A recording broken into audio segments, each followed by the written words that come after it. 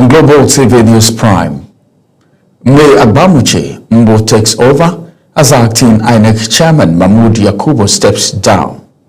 Senate resumes today. Akpabio welcomes lawmakers, urges Nigerians to embrace justice.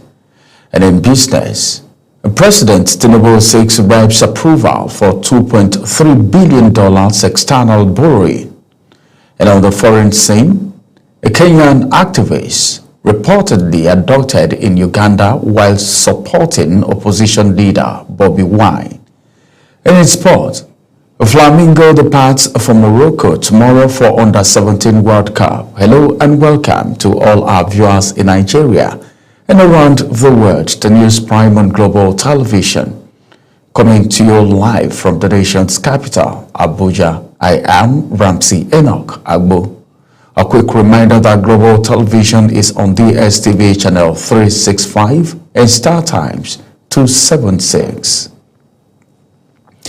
The Independent National Electoral Commission INEC has entered a new phase of leadership as Professor Mahmood Yakubu formally steps down as chairman and paving the way for National Commissioner May Agbamuche Mbo to assume the role as acting chairman.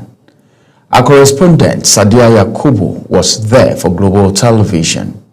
Professor Mahmood Yakubu, whose second five-year term is due to end in November 2025, made the announcement during a meeting with resident electoral commissioners in Abuja, cited the constitutional term limit as the reason for his departure.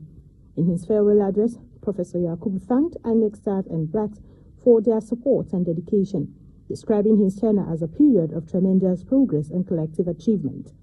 I also thank my colleagues from the university system who played critical roles at the various stages of elections.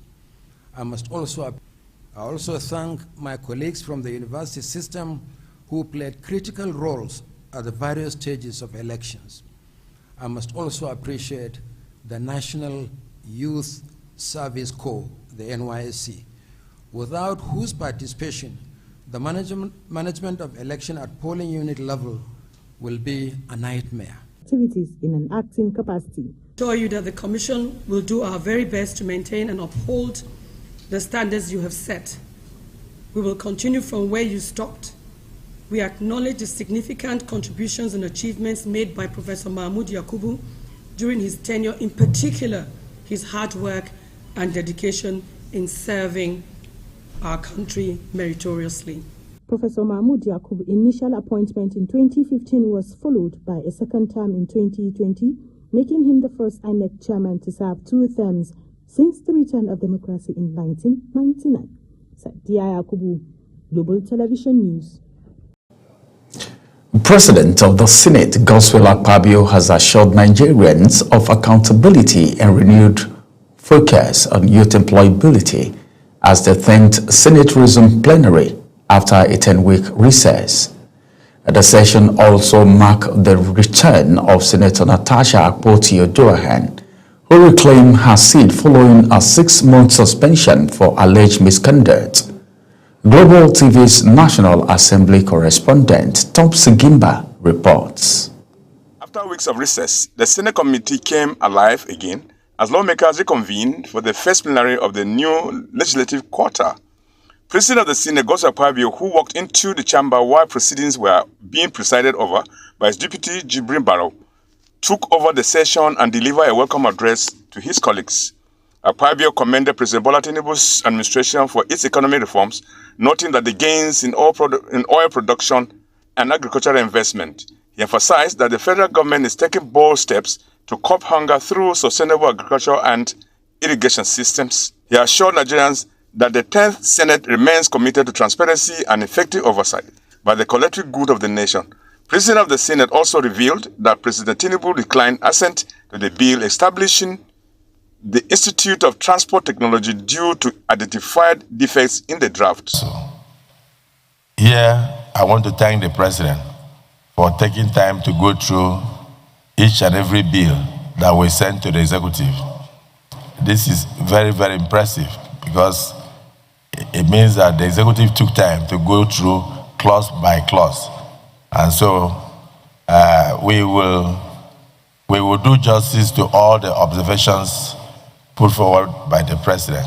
He, however, read new presidential communication requesting the confirmation of nominees for key agencies including the National Population Commission, the Nigeria Electricity Regulation Commission, and the Federal Competition and Consumer Protection Commission. The Senate President further announced that the President has signed into law the establishment of police training institutes in designated areas across the country. Meanwhile, a bill seeking to streamline international passport processing for Nigerians, sponsored by Senator Sani Bello of Niger North and presented by Senator Mohammed Unao of Nasarawa South, has scaled through second reading on the floor of the Senate. Topsy Gimba, reporting for Global Television News. The House of Representatives has sworn in 3 new members. They are Omosede Igbinidian from Edo State, Felix Bagudu from Kaduna State, and Mukhtar Rabiu from Jigawa State. The Speaker, Tajuddin Abbas, announced the presence of the new members in the chamber at the resumption of plenary sitting after the clerk of the House ushered the 3 new APC members into the green chambers. The Minister of the Federal Capital Territory, Nyesom Wike, has assured residents of the administration's efforts to provide conducive learning environment for pupils and students as part of the FCTA's commitment to fostering quality education across the nation's capital. The minister gave the assurance while speaking at the official flag-off of the rehabilitation of the old Kefi Road from Kado Village to Dede Junction, a major route that has long served as a vital link for commerce and transportation between the northern, central, and northeast region of the country. The Ikeja Youth Empowerment Initiative has celebrated its 1-year anniversary, highlighting its commitments to youth development, skills acquisition, and community growth. Ubong Usoro reports. The anniversary celebration brought together youth leaders, partners, stakeholders to reflect on the impact of the Ikeja Youth Empowerment Initiative over the past year. Since its establishment, the organization has focused on equipping young people with entrepreneurial skills, leadership training, and opportunities for self-reliance. The MD CEO of the initiative, Tina King, says our goal is to build confident, skilled, and resourceful young people who can contribute meaningfully to the growth of the nation. When I visited Nigeria, what I saw on the street corners, Your Excellency, were our children hawking in the streets. Our children hawking in the streets. And that broke me. That drove me to tears. I grew up in this country. Like I said, I left from this country when I was 23. I saw people hawk, but I was never privy to see, I don't know if it's a privilege, but I was never privy to see children hawking during my time of growing up. But that's how Ikeja came about. The wife of the former vice president, a special guest of honor during the anniversary celebration in Abuja, said empowering young people is a key to national development, and she is proud of the work Ikeja is doing. Some people were running away, and she's trying to come back to come and take care of Nigeria's children. Mrs. Tina King, you have done very well. Dr. Remy Chukwunyere, the guest lecturer, while speaking, says youth empowerment must go beyond training. It must provide platforms where young people can apply their skills and create value for themselves and the society. Now, often we think security, especially for government people, is all about guns, buying more guns, equipping the army, increasing the budget. Can you listen? Increasing the defense budget. But unfortunately, the main thing that will bring security is being neglected, which is youth development. The event also featured fundraising, exhibition, and testimonies from beneficiaries whose lives have been transformed through the initiative. Ubong Usoro, reporting for Global Television. The live broadcast of News Prime. When News Prime returns, Tinubu seeks NASA approval for $2.3 billion external borrowing, $500 million sovereign sukuk. Details coming shortly, plus sport and foreign stories on the other side of this break. Please stay with us.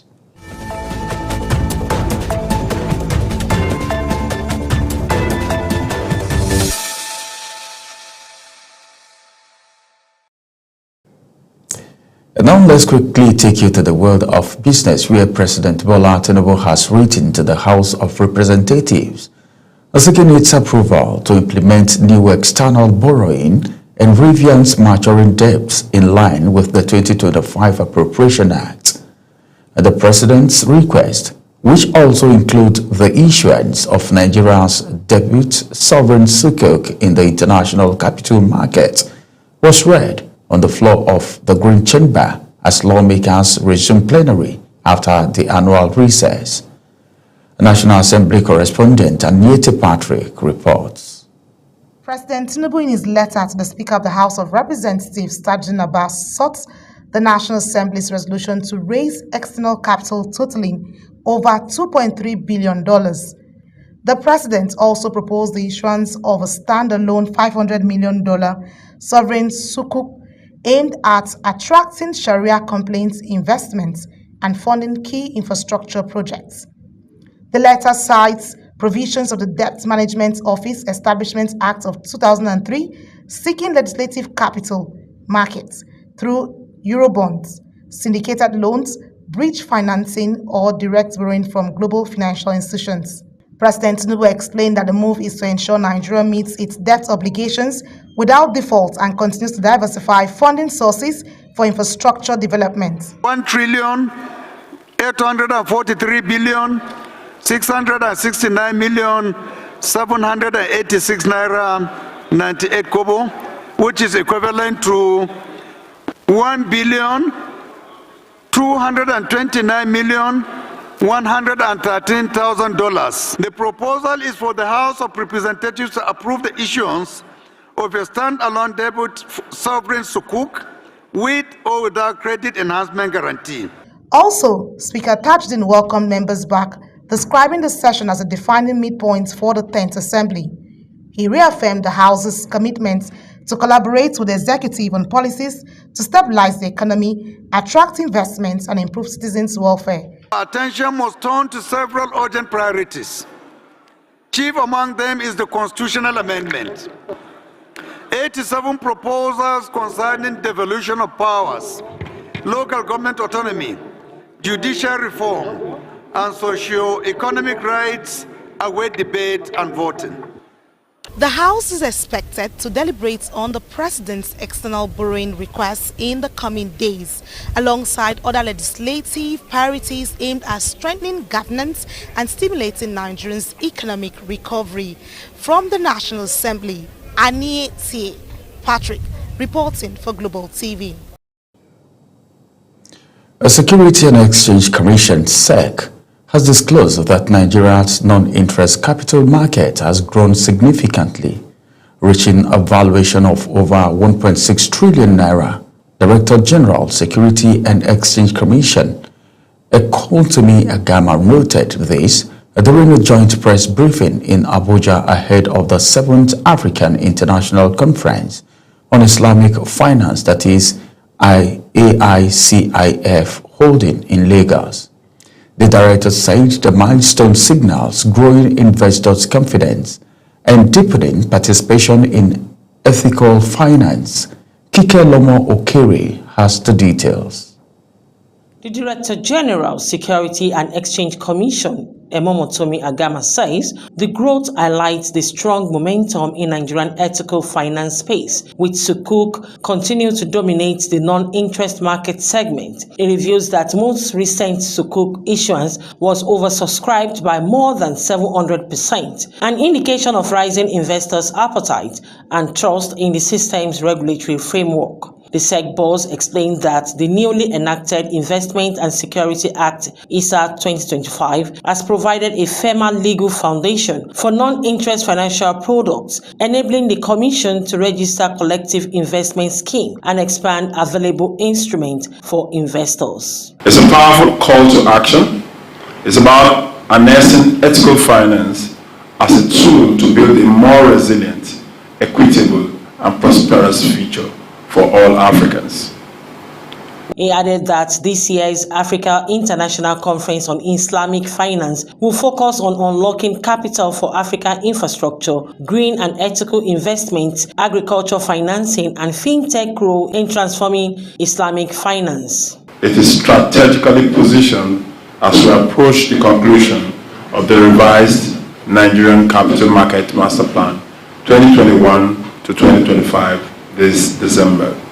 Also speaking, Umahani Ami, managing partners at Metropolitan Law Firm and chairperson of the Africa International Conference on Islamic Finance 2025 Planning Committee, says the conference has become one of the Africa's leading gathering for policymakers, investors, and innovators advancing ethical and inclusive finance. She noted that Islamic financing is among the fastest growing sector of the global financial system, that ICIF continued to serve as platform for shaping its future across Africa.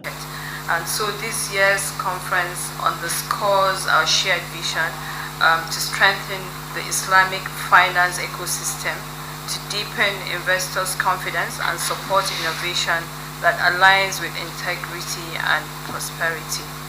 With rapid expansion of Nigerian non-interest capital market and growing investors' participation, stakeholders says ICIF's 2025 could mark a turning point, positioning ethical finance at the heart of Africa's economic transformation. Kike Lomo Okere, Global Television News.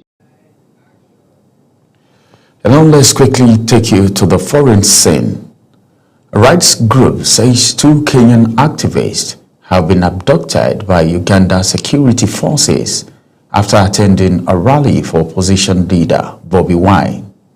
Abduction of government critics and opposition figures have become common across East Africa, and rights groups claim that authorities are failing to protect their own citizens, alleging that they are working together against activists. Correspondent Zarau Nasir has details. In May, Kenyan activist Boniface Wangi and Ugandan activist Agate Atuhere said they were abducted and tortured by security forces in Tanzania. The latest victims are Bob Njagi and Nicholas Oyu, who were reportedly taken at a petrol station after joining Wine's campaign trail last week. Civil society leaders have placed a demand on Kenyan and Ugandan governments to ensure their unconditional release. Eyewitness accounts indicate that Bob Njagi and Nicholas Oyo were abducted in Kampala by masked, uniformed, and armed men, suggesting strong evidence of state involvement in their disappearance. It is our suspicion that the two may be detained alongside other Ugandan political detainees in military facilities. We plead with the government of Kenya to intervene and secure the immediate and constitutional release of our brothers, Nicholas and Bob. Their continued detention violates the regional and international human rights standards, including protection under the East African Community Treaty the African Charter on Human Rights and People's Rights, the UN Convention Against Enforced Disappearances. There's been a very worrying trend of cross-border repression that we're seeing across the whole region. We've seen it in Kenya with Kizza Besigye, we saw it in Tanzania with Boniface and Agatha, and now in Uganda we are seeing it with Bob and with Nicholas. At the end of the day, what is happening with this government is that they are pushing for a chilling effect of fear, which is really, really worrying as we go to the elections in Tanzania in October, at the end of October, and in Uganda in January. A spokesperson for Kenya's Interior Ministry said Secretary Kipchumba Murkomen had guaranteed any traveling Kenyan will be accounted for. Zahra Nasser, reporting for Global TV News.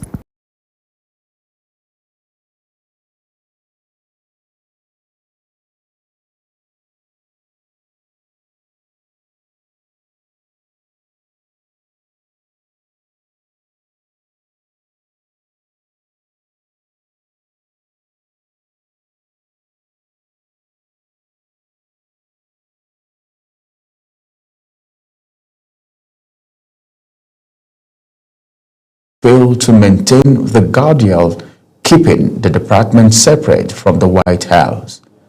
He said the Justice Department under Bondi had become shield for the president and his political allies when they engage in misconduct. Now to the world of sports. Nigeria's under-17 women's national team, the Flamingos, will depart Abuja in the early hours of Wednesday as they begin their final preparations for the 2025 FIFA Under-17 Women World Cup in Morocco. In the report obtained from the Nigerian Football Federation's website, led by head coach Bankole Oluokere, the team will camp in Casablanca, where they are scheduled to play two critical international friendlies against New Zealand and Paraguay before moving to Rabat for tournament proper.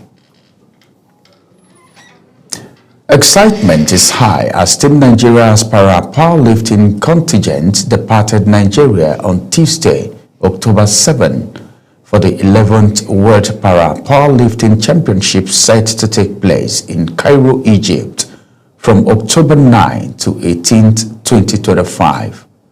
The milestone event marks the first ever World Championship to be hosted on African soil, symbolizing a new era for the sport on the continent. The first batch of Team Nigeria athletes left the country on Tuesday amid cheers and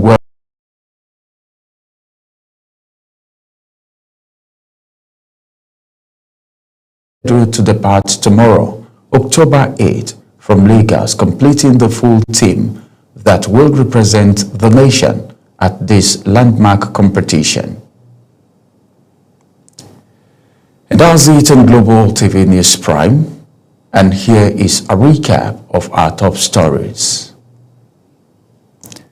The Independent National Electoral Commission, INEC, has entered a new phase of leadership as Professor Mahmood Yakubu formally steps down as chairman, paving the way for National Commissioner May Agbamuche Mbu to assume the role of acting chairman.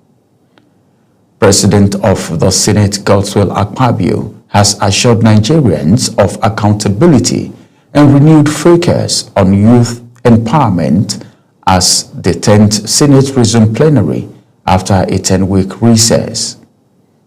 And in business, President Bola Tinubu has written to the House of Representatives seeking its approval to implement new external borrowings and refinance maturing debt in line with the 2025 Appropriation Act.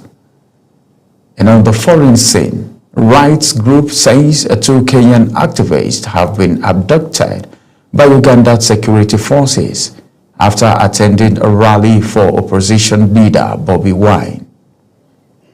And finally, from the water sports, Nigeria's under-17 women's national team, the Flamingos, will depart Abuja in the early hours of Wednesday as they begin their final preparations for the 2025 FIFA Under-17 Women World Cup in Morocco.